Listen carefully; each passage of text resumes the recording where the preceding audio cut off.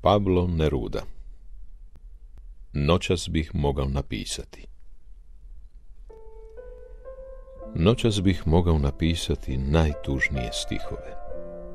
Napisati, na primjer, noć je posuta zvijezdama, trepere modre zvijezde u daljini.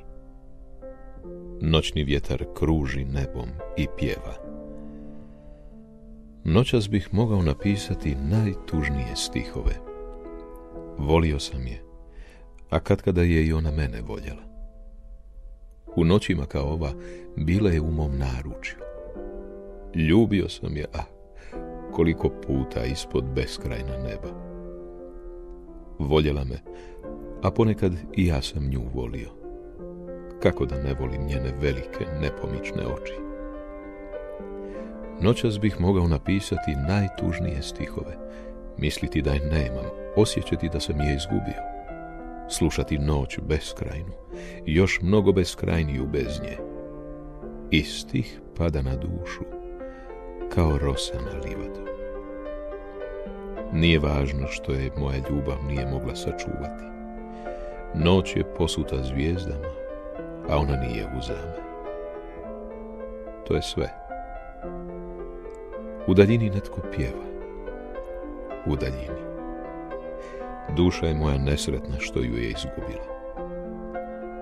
Kao da je hoće približiti, moj pogled je ište, moje srce je ište, a ona nije uzame. Ista noć prekriva bijelinom ista stabla. No mi, oni od nekada, nismo više isti. Više ne volim, zaista, ali koliko sam volio.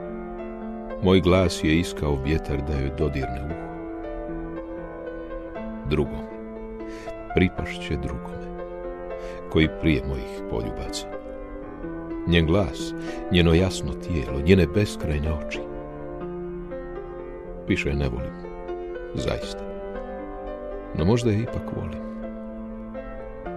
Tako je kratka ljubav, a zaborav tako dug.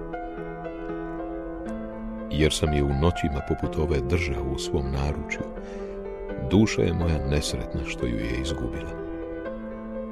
Iako je ovo posljednja bol koju mi ona zadaje i posljednji stihovi koje za nju pišem.